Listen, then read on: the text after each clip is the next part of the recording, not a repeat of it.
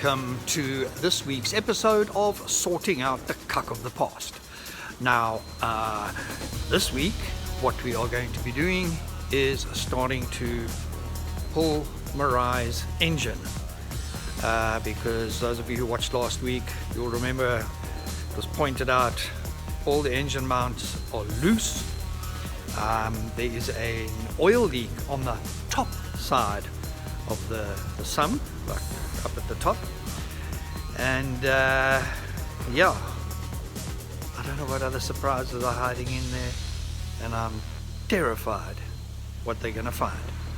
We are slowly moving through the mechanics of our big girl to get her to a state where she will pass roadworthy and be the reliable vehicle we all thought she was when we took delivery of her only a few weeks ago.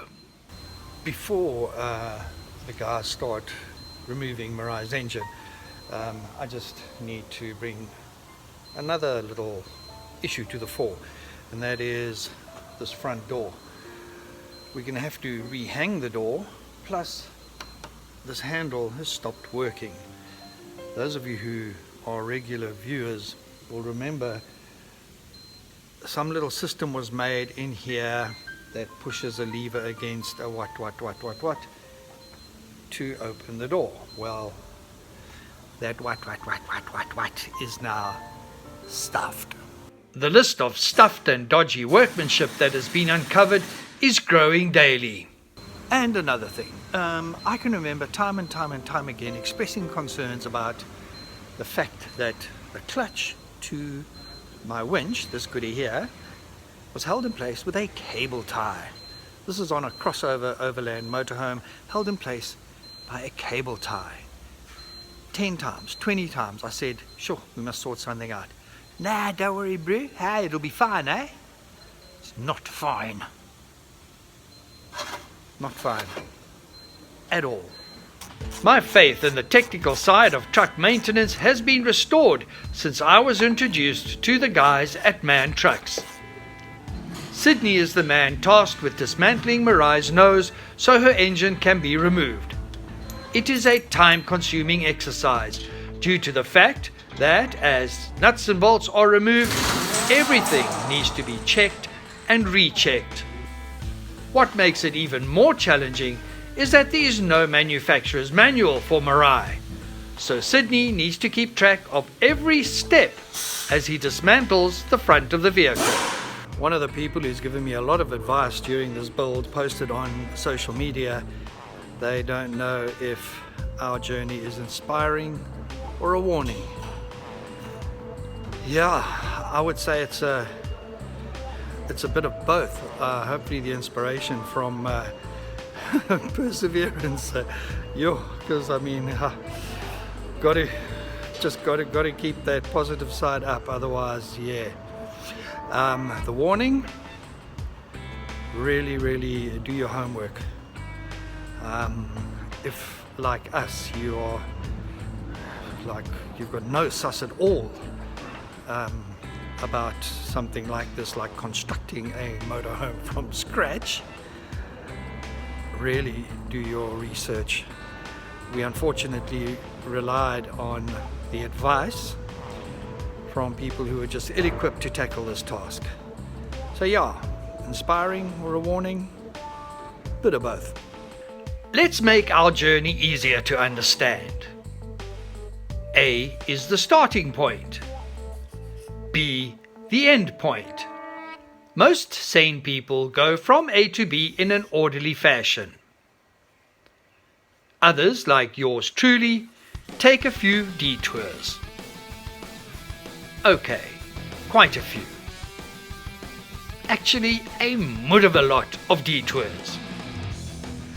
But salvation is at hand, and it is a relief to see how things should be done. These pipes are all sealed off while the work continues.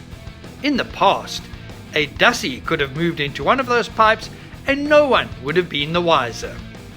This is my painting shirt. Now I use this shirt whenever I need to get down and dirty. Well, I need to get down and dirty again because one of the parts that have come out of the Mirai's bonnet, or the engine compartment area, was the support along the top. I pointed it out last week. It was a little bit rusty. It's actually very rusty. There was also a comment on social media about how the guys who did my build, they're a body shop, and so it was to be expected. Well, look at this, folks. This is body shop work, and this is not to be expected.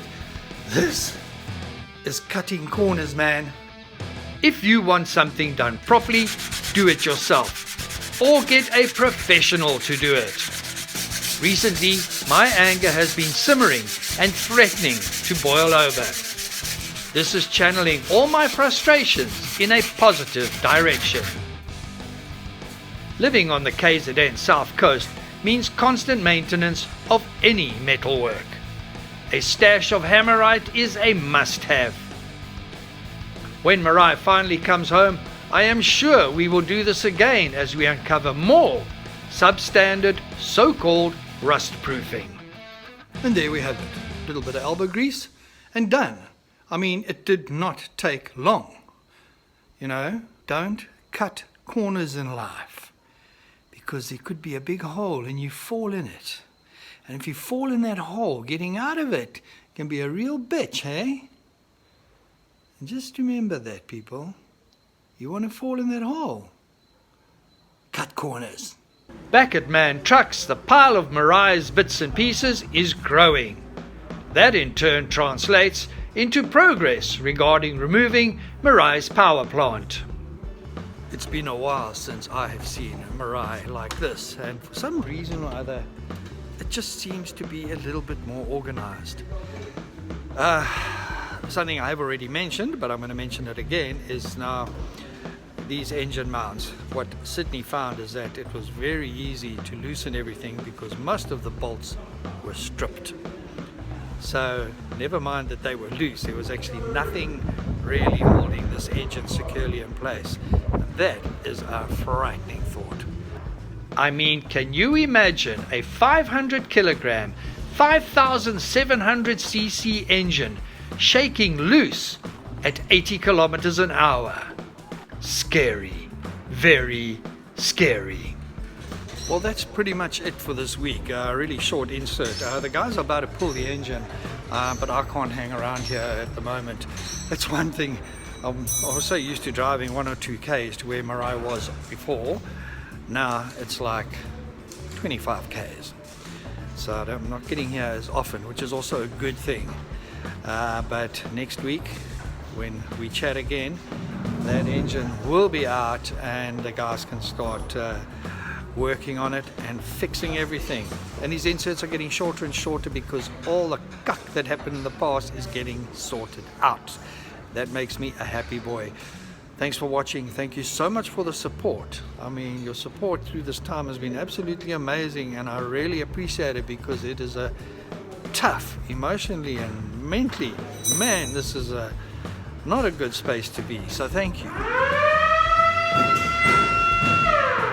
That's my cue. I'm out of here. Look after yourselves, look after your families, and keep safe, man.